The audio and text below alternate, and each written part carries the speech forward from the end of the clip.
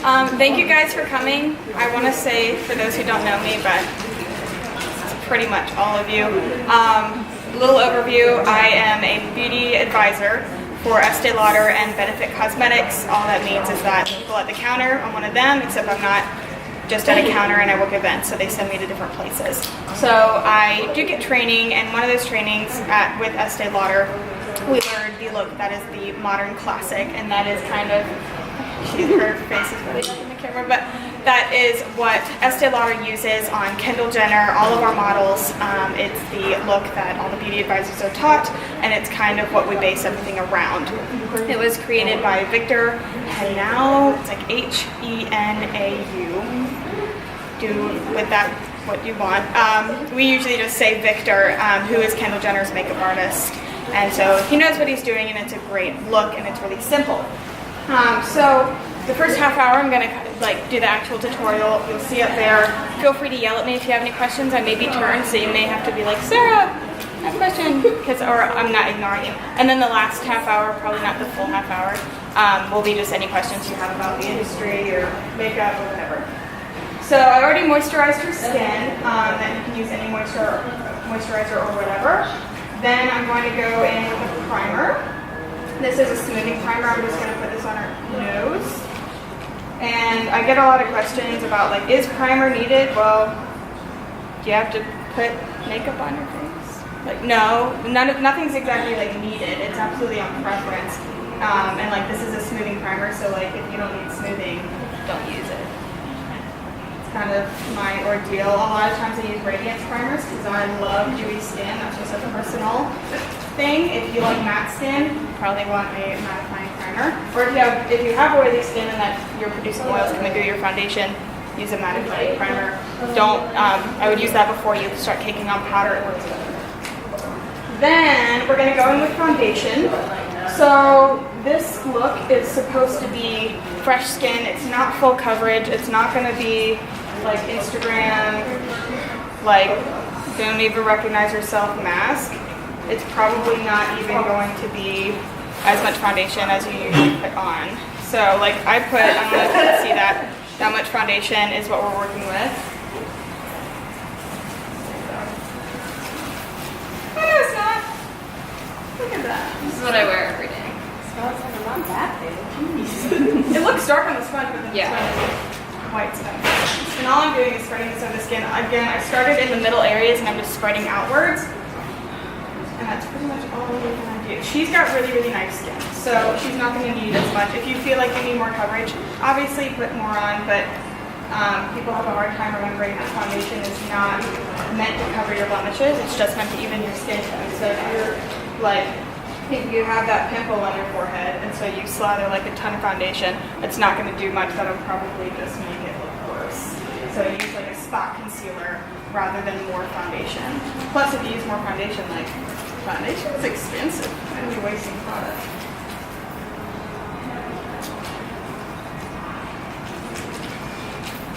And I'm using a sponge in swiping motions. If you take a sponge, you can use a beauty blender, the Real Techniques complexion sponge or whatever is a really, really good one. These are easy. And if you dab, it'll do more coverage. Swiping does less. That's kind of how I base it off of. And then, when we use the Chanel Vita Aqua Lumiere, whatever, foundation, that's a really good one. I can highly recommend that one. That was hers, but it's a really great one if you're interested in Chanel foundation. And then what I'll do is I'll conceal any problematic areas. Scarlett has pretty much no problematic areas, so what I'll do is I'll just conceal under the eyes and over the eyelids. There you go, you're fine. Look how, you can see real close. See it? Look up for me. So much sleep. Yeah. And again, see, I'm patting under the eyes because A, it's a more delicate area. Swiping can be kind of harsh on it's a very thin skin. So I'm patting, and then you usually, if you're using a concealer, you're wanting that to work for coverage. So patting.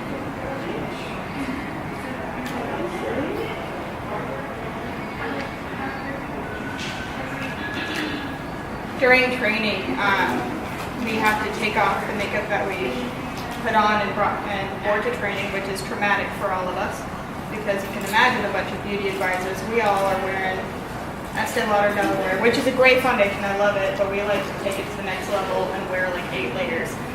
And we're all beauty fanatics, so we're wearing a ton. We have to take it all off in front of everyone, and then we do this look. And they're always telling us, you're using too much foundation, you're using too much foundation. And that's just a habit that we all really get into. So it took me a little bit to adjust to not wearing so much. Now, get my little tissue for the lips. Now I'm going to work with brows. And with brows, fill in what you need, kind of brush them through. We're not going to be doing what I call like the Nike brow, which is kind of insulting, but like the Instagram brow, not into it. That's not what this look is for. It kind of defeats the whole natural purpose.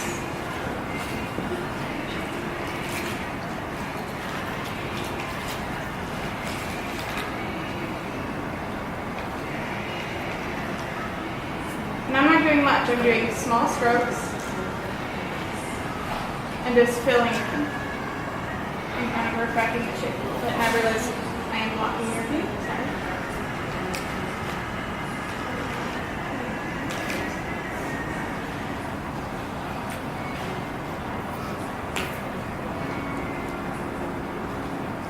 So I'm not even focusing on the front of the brow, because as you can see, like she's got a pretty full front brow, and then right where the arch is, there's a little bit of sparses. So that's where I'm going with the pencil. Filling that in, but I'm not trying to create like a giant line. I'm not, doing a ton. I'm not going to outline them with concealer or whatever that is. That's not what we're doing here. And then I'll probably go in with the eyes. Best thing about this look is like the eyes are probably the most intimidating. I find that a lot of people come to me and ask me how to do this kind of eye look, how to do eyeshadow. That's like the main thing. With this look, you use one eyeshadow. That's it. You use one. And like this is one, my palette that I carry with me everywhere. This is a lot of shadows. Maybe you need 2, like for an everyday basis. And for this look, you're going to need a black liner and a brown liner. And again, everything I'm saying, like take with a grain of salt. If you want to use liquid liner, use liquid liner. Like if you want to mix up the look, it's makeup. Like there's no rules. If I say like do not do this, if you want to do that, like that's the best thing about makeup. There's no rules. So I'm going to take a black liner and I'm going to put it right very, very close to the lash line, because I'm not wanting to make a liner look. I'm wanting to just define the eyes. So really it should be, is the liner even there? I personally really like tight lining, which is when you're going under. What I would do is actually lift her eye and go under that lash line, which can be quite uncomfortable. It takes a little bit of practice, but it's really, really great for anybody who has a very small eye. For me, if I open my eyes, you can't see my eyelid. I like, Hooded eyes. Yeah, it's hooded eyes, that's what it's called. You can't see my eyelid. I'll put my transition color above my crease. My crease is actually like down here on my eye, but you wouldn't know it because that's just not. I'll like do my eyeshadow so it maybe looks like you can see my eyelid. So I usually do tight lining because I don't want to take up that surface area, real estate. I heard somebody say that real estate on your eye, you're not wanting to put that up. So, plain black liner, close your eyes for me, and I am just smudging this right close to the last one. And you can kind of see this nose a little bit off, but I am basically pressing it on the lashes and then moving it up instead of going straight onto the eyelid, because then you end up getting it kind of high, and then you're like, crap. And you shouldn't really be able to see. Yeah, that's crap.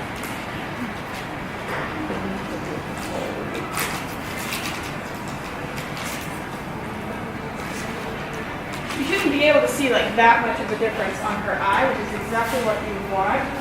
And then I'm going to take this smudger on the end of this liner. You can also use a brush. I just find this is kind of easier because it really moves the product. And I smudge that line because you're not wanting a straight line, because in real life nobody has a straight black line. People get really they get a lot of anxiety about making a perfect black line. like that's not really realistic on an actual eye. We don't have black on our eyes on a normal basis. So when you're putting black on your eyes, make that black look as natural as possible. And notice I did the liner before the shadow. That was on purpose. That's how Victor has taught us to do it. Sometimes I forget and put it on after the eyeshadow.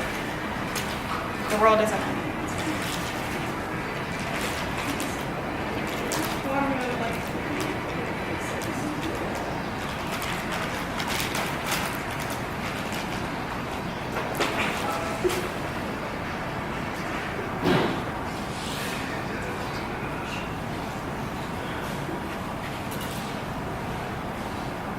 Again, really close to the lash line, and then taking the smudger ends. Any questions so far that I'm like not seeing hand raised? Or just the chips that I'm hearing?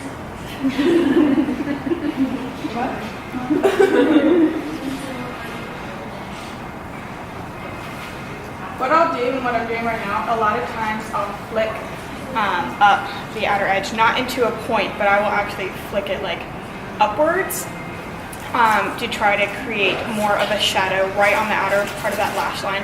What that does is when we put on mascara, that makes the outer lash line, the outer mascara look a little bit thicker, and it just makes your eyes look so much bigger, and it kind of adds to your mascara without having to like do a bunch of lashes. So open for me. Open and not look terrified.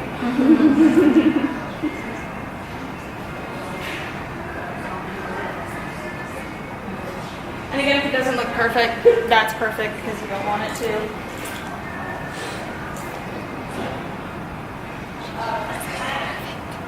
Because we're all imperfect in our imperfections make us beautiful.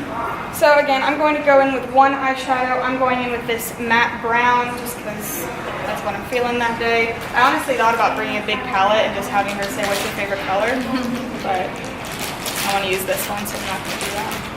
I'm putting this all over the eyelid. This isn't something, this is rocket science. And I'm starting with this dense brush, shadow brush, and I'm going to be placing the color on. This isn't trying to make it look good right now. This is just, I want the color to be there and I'm putting it on.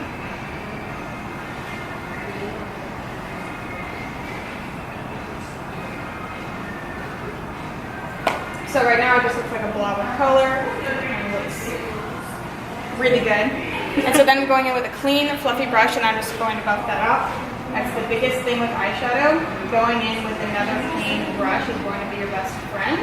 If most of us don't want to use another brush, just try to clean off the brush that you had, and then start buffing. If you're buffing with the one that you just used, then you're going to be buffing more color, and then all of a sudden you're wondering why your eyeshadow's up here. And that's usually kind of what happens. So using a clean shadow brush is just the easiest.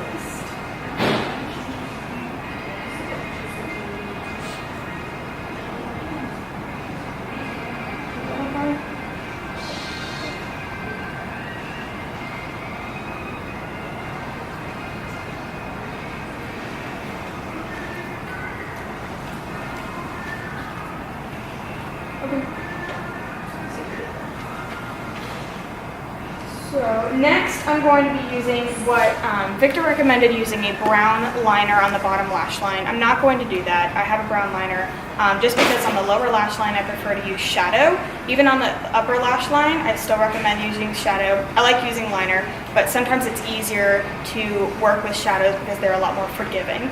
If you put a brown liner on the lower lash line, it's a very harsh line. It's a lot easier to see, and you'll find a lot of people, especially, it's become a southern trend that I've seen, is women just doing a black line. It's very straight, like all around, and then it's like, it's very nice.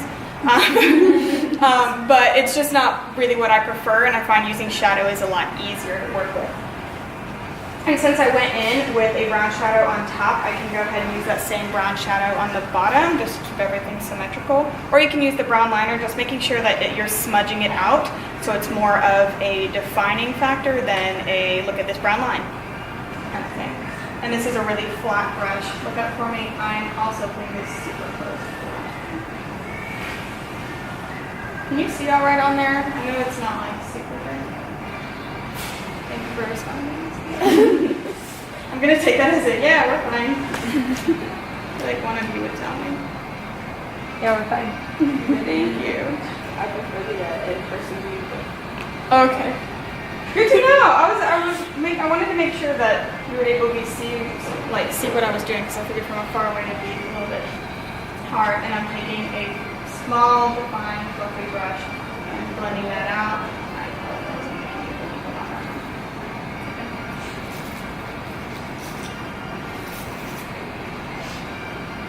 And so you can kind of see on the camera, you don't see one big brown line. You probably even up close would not know that there would be brown shadow there. That's exactly what you want. How are you doing? Oh, we're doing pretty good. Next, I'm going to take bronzer. And I found that bronzer is actually something that a lot of people don't know how to use.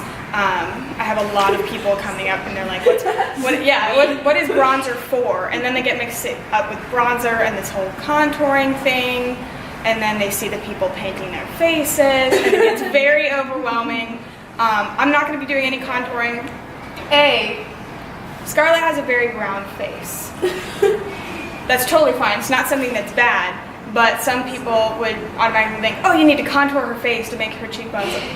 No, if you have defined cheekbones and as you're going along, then maybe you do want to highlight those cheekbones, but trying to create features that you don't have isn't really, it's not doing much rather than just drawing something on your face. I like makeup that's a lot more like highlighting the features that are really great rather than trying to make ones that aren't there. And that's why you won't see me contouring pretty much ever. So bronzer, easiest way to use it is do a C. Some people do a 3, it's totally fine too.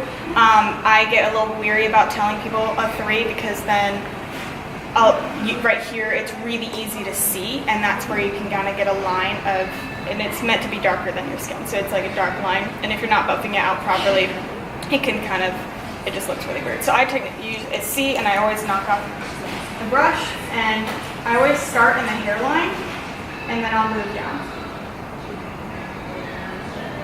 And blush, you usually focus more on the apples of the cheeks. I'm keeping this pretty far back. Let's see if I can do this so you can kind of see the dimension of her face. So I've added a little bit. I'm doing a lot of circular motions because I want to get the blend into the skin. We're not doing any lines.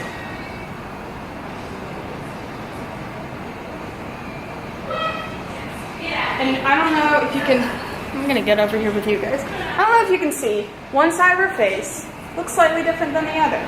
It makes a really subtle difference, and if I did both sides, you probably wouldn't have been able to tell. But that's kind of what bronzer is for. Bronzer is my favorite part of makeup, actually. I own a lot of them, way too many. Is that going to make bronzer more clear? That's probably one of the... No, Scar. No. She said, where do you get bronzer? I was like, CVS, wherever. Yeah. You could even get it from the local community college bookstore. You can, bronzer, I've heard, I have not tried it yet. I need to do some trials. I heard the Physicians Formula Butter Bronzer is a really good one. I'm not sure if that has shimmer or not. Matte bronzer to shimmer bronzer really doesn't matter. If something is really glittery, no, it matters a little bit. If you want glitter on all over your face, sometimes I'm feeling that, but... Can I say my suggestion? Huh? Can I say my suggestion? You can say your suggestion. I like Bahama Mama by Benefit. Ooh, that is a good one. That's a good one. It's fun to say. Personal, I'm using Bronze Goddess right now. I'm using a lot of Estee Lauder products just because I was doing an Estee Lauder look, so I thought it was fitting. But really do, I love Bronze Goddess. Love NARS Laguna. It's really expensive though. The easiest, most forgiving bronzer is Benefit Hoola Bronzer. It's good for pretty much every skin tone. I'm a big fan. It's a really safe bet if you're wanting to start with bronzers. It's like $27, which sounds like a lot. I've had mine for a very long time. It literally never, it's fine, Emily. It's good. It sounds like a lot. That's just my personal recommendation. It's very good for beginners because it's also like, if I dip my thing in this and if I put that on her face, there would be a big black or a big brown blotch and I would have to knock a lot off. Hula, you don't have to do all that. It's a little less pigmented, which is kind of what you want. So we bronzed her face. She looks like a bronze goddess. Look at that. Scarlet Eel looks like a goddess. That's nice.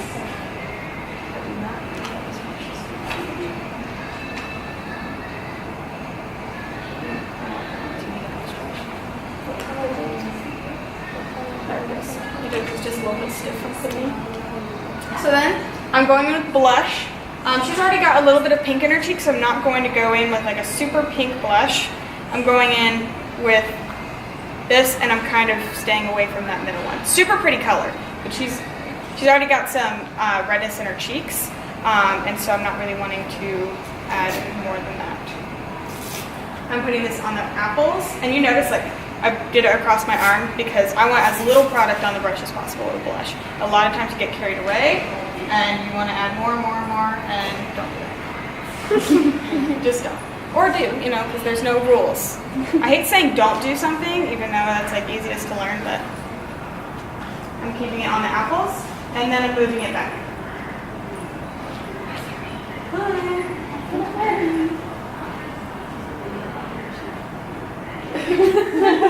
She's only gonna know what to blush. Love it. So now, this is not part of the Modern Classic. This is a part of the Sarah Classic. I'm going to add an inner corner highlight because I'm a big fan of an inner corner highlight, and I think it does a lot for the eye. And all I'm doing is using this shadow. It's more of a cream shimmer. Usually comes in pretty much any like palettes. Like there's a great one in the new L'Oreal. One of the La Nude palettes has a really beautiful one.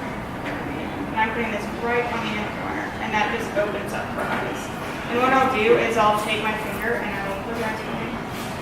I'll blend it with my finger just because the warmth of your finger can do a lot. I end up using my fingers when I'm doing it a lot. So now I'm here, close your eyes for me. I'll look, see if anything needs anything. I'm going to do a little bit more smudging on her lash line with that black.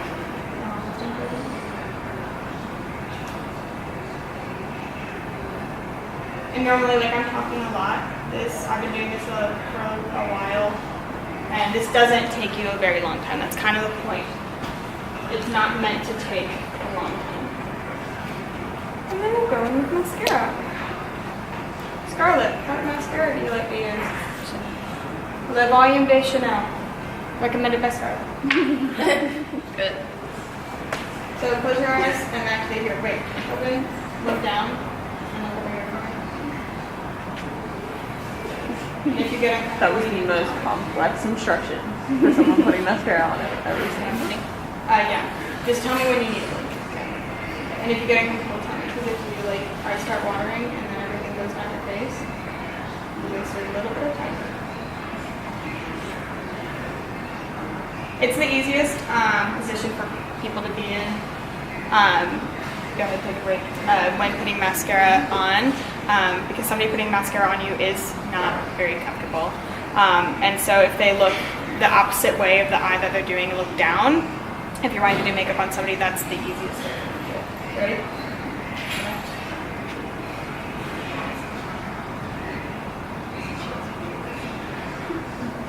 And a little tip if you're doing makeup on other people, I'm putting my thumb where the brush can touch, because normally, like when we're doing our mascara, we'll like blink or we can put more pressure on the brush, and it's really frustrating because you can't do that with somebody else. It's just not really possible. So what I'll do is I'll be able to push the lash up against my thumb, so it's not going on her lid or actually ruining anything.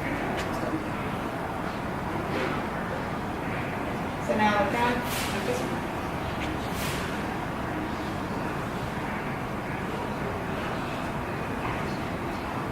I like to wiggle. A lot of times I'll go from the base of the lash to the ends, and then I'll do the other one, and then I'll go back to the other eye when it's like slightly dry, and I'll go half up the lash and wiggle up. That brings a lot of length. It's just a really good trick that I found to get almost like falsies length rather than just your lashes being like straight out. And this does a little bit more.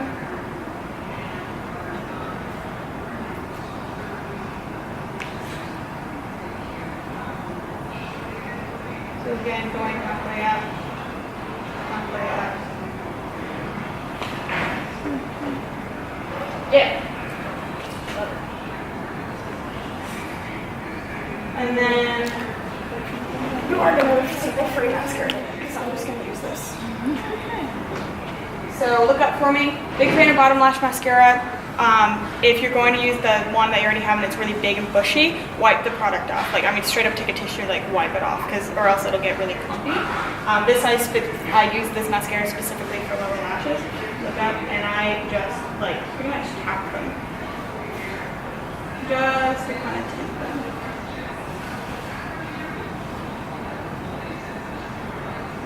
Some brands have lower lash mascaras that seem really dumb, but really all it is that they have a really nice brush on them that's much easier to use.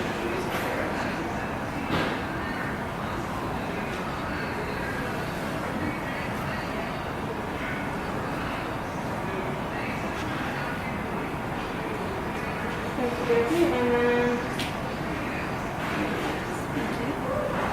now all you need is a lip. Which is great because with this look you can do any lip. So for instance, I did a kind of version of the Modern Classic on my face today, and I don't know if it's still on my lips, but I did like a bright orange red. But you could go with something very neutral. So here, you can put this.